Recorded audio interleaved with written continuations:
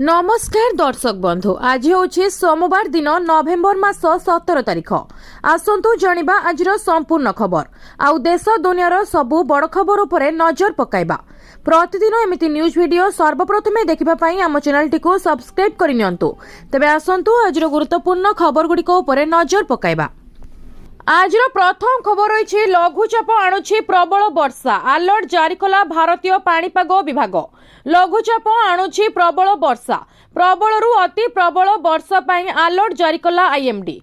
पश्चिम दक्षिण बंगोपसागर रे सृष्टि होइथिबा एक लघुचाप क्षेत्र जोगु प्रबल वर्षा संभावना रही। आज और काली तमिलनाडु रे प्रबलरु अति प्रबल वर्षा संभावना रही। आसंता काली दक्षिण उपकूल आंध्र प्रदेश एवं रायलसीमा अंचल रे प्रबल वर्षा संभावना रही। भारतीय पाणीपाग विभाग पक्षरु एने सूचना जारी करा जायछि। आवश्यक नथिले बाहर को यात्रा न करिबाकू परामर्श देछि आईएमडी। वर्षा समय रे सुरक्षित स्थान रे रहिबाकू लोकंकू अलर्ट जारी करिछि भारतीय पाणीपाग विभाग।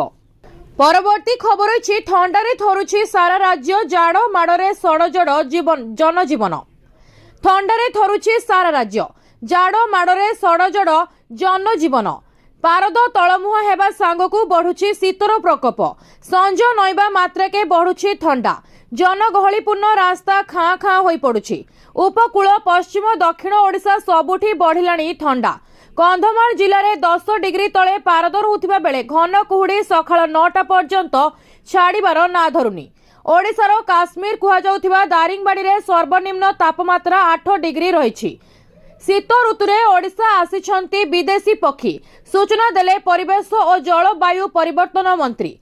बालीगुड़ा जी उदयगिरी राईकिया टीकाबाली तुमुड़ी बंध कोटगड़ समेत विभिन्न अंचल रे दिन तमाम कोहला पवन सांगकू ठंडा अनुभूत होउछि। लोके काठ जली नियार सहारा नेउछंती। गजपति जिला मोहना अंचल रे मध्य प्रबल ठंडा अनुभूत होउछि। पारद खसुथिबा बेले घन कुहुड़ी लागी रहिछि। शीत दाउरु रक्षा पाइबा पई चाहा दुकान रे भीड़ देखिबाकू मिलिछि। मोहना रे किभଳି पडुछि शीत स्थानीय लोकंक सह आलोचना करिसंती आम प्रतिनिधि पिंटू प्रधान। परवर्ती खबर अछि अष्टम वेतन कमिशन को नहीं आसिला बड़ खबर। लाभ पाइबेनी 68 लाख पेंशन भोगी किंतु काहीकि नवेम्बर 3 तारिख रे केंद्र सरकार अष्टम वेतन कमिशन पई शर्तावली को टीओआर को अनुमोदन करिसंती। एहा जस्टिस रंजना देसाई को अध्यक्षता रे गठित एक 3 सदस्य विशिष्ट कमिटी। एहा केंद्र सरकारी कर्मचारी एवं पेंशन भोगी को आशा को यथेष्ट वृद्धि करिछि। कुहा जाउछि जे प्राय 69 लाख केंद्रीय पेंशन भोगी एवं पारिवारिक पेंशन भोगी अष्टम वेतन कमिशन परिसर बाद पड़े। All India defence employees federation एही प्रसंग उठाई अर्थमंत्री निर्मला सीतारमण को एक चिठी लिखिछंती। सेमानकर जुक्ति हेउछि जे नूतन वेतन कमिशन लागू हेबा पूर्वरु अवसर नैथिबा व्यक्ति किंबा अवसर नेबाकू थिबा कर्मचारी मानकू बाद देबा अन्याय। अर्थमंत्री को लेखिथिबा चिठी रे एआईडीईएफ कहिछि जे 3 दशंधिरु अधिक समय धरि देशर सेवारे नियोजित कर्मचारी मानकू अष्टम वेतन कमिशन शर्तावली रे अंतर्भुक्त करा न जिबा दुर्भाग्यजनक। फेडरेशन अनुଯାयी पेंशन संशोधन पेंशन भोगी को अधिकार एवं सेमानकू एथिरु बाद देबा अन्याय। परवर्ती खबर अछि केते दरमारे कटे पीएफ जानतु केते लिमिट धार्य करने को प्रस्तुत होउछि ईपीएफओ। खर्चर बोझ सहित संघर्ष करुथिबा घरोई क्षेत्रर कर्मचारी मानक पई एक खुशी खबर आसीछि। ईपीएफओ एबे कर्मचारी अंशग्रहण पई दरमा सीमा वृद्धि करिवार प्रस्तुत होउछि। एही परिवर्तन ईपीएफ एवं ईपीएस उभय पई प्रयुज्य हेबो। वर्तमान एही सीमा प्रति मास 15,000 टंका अटे किंतु एहाको प्रति मासरे 25,000 टंका को वृद्धि करिवार प्रस्ताव अछि। एही परिवर्तन द्वारा 10 नियुतरु अधिक कर्मचारी सामाजिक सुरक्षा छात तले आसीबे बोली आशा करा जाउछि। रिपोर्ट अनुसार ईपीएफओ रो केंद्रीय बोर्ड एहार परवर्ती बैठक रे संभवतः डिसेंबर किंबा जानुआरी रे एही प्रस्ताव उपरे आलोचना करबो बोली आशा करा जाउछि। जदि प्रस्ताव को अनुमोदन करा जाय तबे 2014 परे प्रथमे थर पई दरमा सीमा संशोधन करा जिवो। वर्तमान मासिक 15,000 टंका किंबा ताठारु कम आय करुथिबा कर्मचारी माननकू ईपीएफ एवं ईपीएस रे जोग देबा आवश्यक। 15,000 टंकारु अधिक आय करुथिबा कर्मचारी माननक पाखरे एही योजनारु ओहरी जिबार विकल्प अछि। नियुक्तिदाता माने आईनगत भाबरे एपरि कर्मचारींकर ईपीएफ किंबा ईपीएस रे पंजीकरण करबाकू बाध्य नुहंती। परवर्ती खबर अछि आश्चर्य सुना दर रे बड़ परिवर्तन जानतु एबे किणिले मिलिबो कि फायदा 22 कैरेट मात्र एतिकी देश रे सुनार मूल्य साप्ताहिक भाव में वृद्धि पाइछि गोटे सप्ताह रे 22 कैरेट एवं 24 कैरेट सुनार मूल्य सप्ताह रे 24 कैरेट सुनार मूल्य 3060 टंका वृद्धि पाइछि 22 कैरेट सुनार मूल्य 2800 टंका वृद्धि पाइछि नवेम्बर 16 रे राजधानी दिल्ली रे 24 कैरेट सुनार मूल्य 10 ग्राम प्रति 1,25,230 टंका थिला दिल्ली रे 24 कैरेट सुनार मूल्य प्रति 10 ग्राम 1,25,230 जेतेबेले 22 कैरेट सुनार मूल्य प्रति 10 ग्राम 1,14,800 भुवनेश्वर रे 22 कैरेट सुना मूल्य 1,14,650 कैरेट सुनार मूल्य 1,25,080 टंका रे बिक्री होउछि उपरोक्त सुना रेट रे सूचक एवं जीएसटी टीसीएस और अन्यान्य देय मिसी नाही सठिक रेट पाई आपनकर स्थानीय अलंकार सहित जोगाजोग करंतु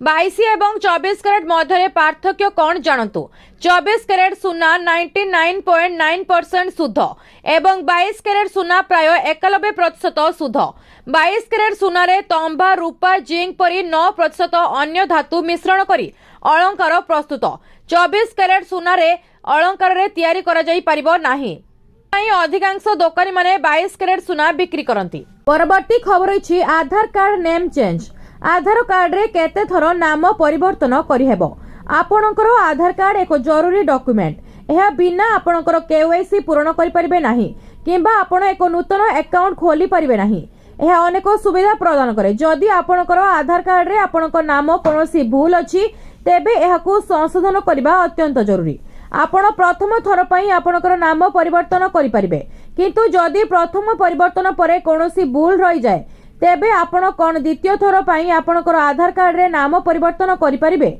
आपण आपनकर आधार कार्ड रे आपनकर नाम केते थर परिवर्तन करि परिबे एवं एथि पई आपनको केउ डॉक्यूमेंट आवश्यक हेबो ताहा जानतु डीआई रो आधार कार्ड रे नाम एवं ठिकाना भली व्यक्तिगत सूचना अपडेट करबा पई किछि नियम अछि एही नियम अनुसार आपण केवल 2 थर आपणक आधार कार्ड रे आपणकर नाम परिवर्तन करि परिबे बनान त्रुटि संशोधन करबा नामर क्रम परिवर्तन करबा किंबा विवाह परे नाम अपडेट करबा भली छोट परिवर्तन गुडी को अनुमति दिया जायछि। परवर्ती खबर अछि ओडिसा रो लक्ष लक्ष महिलांक पई आसीछि खुशीर खबर सुभद्रा योजनार चतुर्थ किस्ती शीघ्र ही हिताधिकारी खाता को पहुंचवाक जाउछि सरकारी सूत्ररू मिलिथिबा तथ्य अनुसार एथिरे मध्य प्रत्येक महिलांकर 10,000 टंकार सहायता दियाजिबो सुभद्रा योजना आरंभ हेबा परे पूर्वरु 3टी किस्ती सफल भाबरे बंटन होई सारिछि चतुर्थ किस्ती पई मोट 4.5 लाख रु अधिक महिला अपेक्षा रे अछंती सरकारी आश्वासन अनुसार अक्टोबर मासरू डीबीटी माध्यम रे एही राशि सीधा सड़क हिताधिकारी बैंक अकाउंट को जाई परिबो अधिकारी माने कहिसंती आधार और बैंक सहित लिंक थिबा महिला माने निश्चित भावे चतुर्थ किस्ती पाइबे जदि कहारी खाता रे पूर्वरु किस्ती आसी न थाए तेबे सेमानकु सरकारी कैंप माध्यम रे तदंत करा जाई सहायता दिया जिवो ग्रामांचलर महिला माने कहिसंती एही टंका आसिले सेमानक घरे पिलांक पढ़ाशुना घरोई खर्च और मोट छोट मोट काम रे बहुत सहायता हेबो सरकार को लक्ष्य होछि महिला सशक्तिकरण और घरोई आर्थिक स्थिति को सुदृढ़ करबा सुभद्रा योजना माध्यम रे आगामी दिन रे आउ अधिक महिला को सम्मिलनी करा जिबार प्रयास चलिछि। परवर्ती खबर अछि एही चासी माने पाइबे नाही नवेम्बर 19 रे किसान सम्मान निधि रो 21तम किस्ती जानंतु काहेकि सरकार देशर कृषक मानक पई अनेक योजना चलांती जहार लक्ष्य सेमानकर आर्थिक सुस्थता को सुदृढ़ करबा एही योजना गुड़िक मध्यरु गोटिए हेउछि प्रधानमंत्री किसान सम्मान निधि जहा गत किछि वर्ष धरि कृषक मानक पई एक प्रमुख आश्वस्ति प्रमाण होइछि एही योजना अधीन रे सारा देश रे लक्ष लक्ष चासी प्रति वर्ष 3टी किस्ती रे 6,000 टंका पाउछंती ए पर्यंत 20टी किस्ती जारी करा जायछि एबे 21तम किस्ती संपर्क रे एक अपडेट मध्य जारी करा जायछि सरकार द्वारा प्रकाशित सूचना अनुसार 21तम किस्ती नवेम्बर 19 तारिख रे चासी अकाउंट को पठाजिबो तथापि प्रत्येक चासी एही किस्ती पाइबे नाही अनेक चासी अछंती जो माने अकाउंट रे टंका फसी पारे जदि आपण जानिबा को चाहती से आपण एही तालिका रे शामिल अछंती कि नाही तेबे आपण निजे किपरि निजर स्थिति जांच कर परिबे ताहा जानंतो ଏହି ଚାଷୀମାନେ 21ତମ କିସ୍ତି ପାଇବେ ନାହିଁ।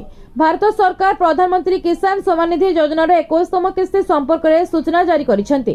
21ତମ କିସ୍ତି ନଭେମ୍ବର 19 ତାରିଖରେ ମାତ୍ର 2 ଦିନ ପରେ ଜାରି ହେବ। ତଥାପି ଅନେକ ଚାଷୀ ସେମାନଙ୍କର କିସ୍ତି ଟଙ୍କା ପାଇବେ ନାହିଁ। ଯେଉଁ ଚାଷୀମାନେ ଏପର୍ଯ୍ୟନ୍ତ ସେମାନଙ୍କର ଇ-KYC ପୂରଣ କରିନାହାନ୍ତି ସେମାନେ ସେମାନଙ୍କର କିସ୍ତି ପାଇବେ ନାହିଁ।